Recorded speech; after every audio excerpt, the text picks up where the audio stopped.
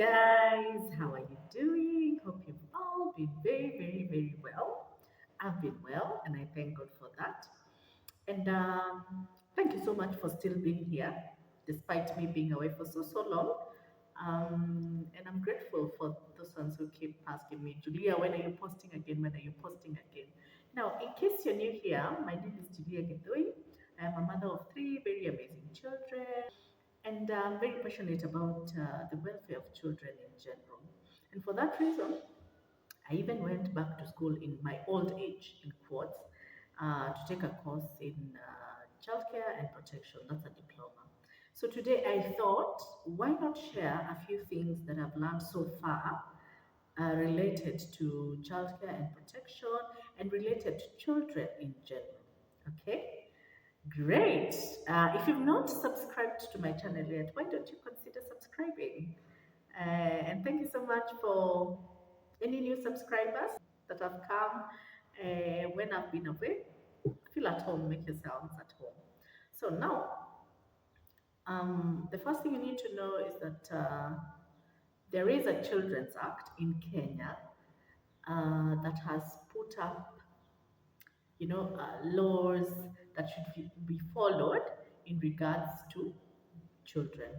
So now, first of all, who is a child according to the Constitution of Kenya? A child is any individual who is below the age of 18. Okay? So that one is considered to be a child. That is why the minute someone gets to the age of 18, they get a national ID card. Na hapo ndio unasikianga mtu akiambiwa sasa wewe ni wa serikali. That means that in case you are found on the wrong side of the law, you can be prosecuted as an adult as long as you've reached the age of 18. However, a minor, that is an individual who is below the age of 18 years, if they are found on the wrong side of the law, they are considered juveniles, okay? And there is a juvenile justice system where that child is taken through that system, and kesi ikishasikizwa, in case it is something that needs to go to the court, the juvenile justice system is what is followed. All right. So now every child in Kenya, even the child in your house, has rights that have been clearly stated in the Children's Act. Okay.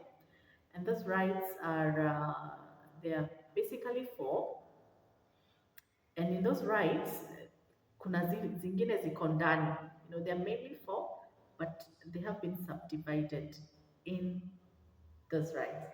So the first one is the developmental right. Then the second right is survival right. There's someone called a duty bearer, and a duty bearer is a guardian to any child or a parent or a caregiver who is taking care of a child. So those rights need to be fulfilled by the duty bearer. There is also a participation right. The other right is the protection right.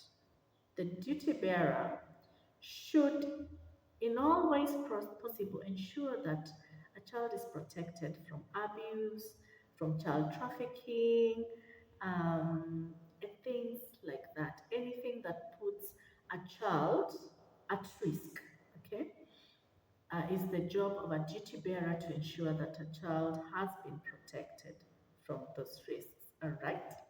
Now, it is also important that I say that in every sub-county, there is a children's office. And this children's office has children officers where any issue in the sub-county regarding a child, tuseme ni mtoto amekuwa neglected, like the parents are not taking care of the child. If it's a child who has been abandoned, mzazi ameenda, ameacha mtoto. If it's a child who amepatikana tu amepotea somewhere. Now, the sub-county children office is the one that handles those matters of children. Now, what exactly happens in a children's office? For instance, you're a mother, uh, you were previously married, okay, you had a partner, and from that partnership or from that marriage, you got children from that union. Now, a time came and the partners went separate ways. The mother and the father of the children went separate ways. And the father, for example, this is just an example I'm giving, is not providing for these children that he sired. The mother can go report that to the children's office, and after the mother has reported that to the children's office, that case, of course, is recorded, okay?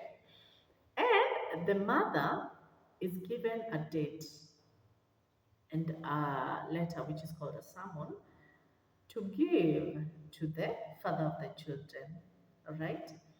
Now, different children offices carry out that activity in a different manner, but I'll give you an example of one children office that I have been in, okay? And in this office, once you've reported a case, you're given that someone you take to the father of the child or you take to whoever you're reporting, because the reporting can come from either side. It can come from the father of the children or it can come from the mother of the children, because as we all know, there are mothers out there who neglect their children.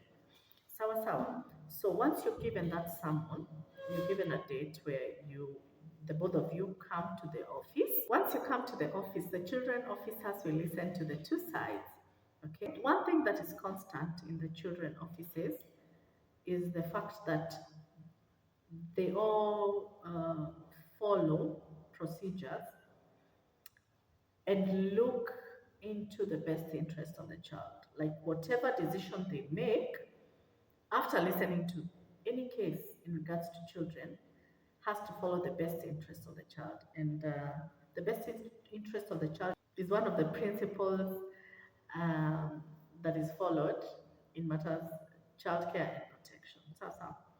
So now, there are five main basic needs that every child needs for them to grow in a healthy manner and in an all-round manner. And these five basic needs are food, shelter, clothing, education, and health. Okay. Now, in that specific children's office that I was in, those five basic needs are subdivided equally, okay, between the two parents. Clothing and shelter goes to the mother, health and education goes to the father. Okay, the father provides for the health of the child in case it's any medical issues that the child has. That is taken care of by the father. In case mtoto ameenda shule, they need uniform, they need books, that is taken care of by the father. And then um, the Children's Act has also stated that any child who is below the age of 18 stays with the mother as long as the mother is of sound mind. However, there are cases where the mother may not be able to stay with the child.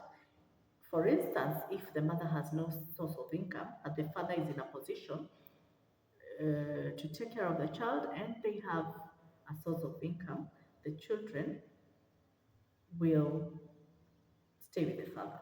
Okay, but the mother is given visitation rights, and the children can be with the mother when the two of them agree.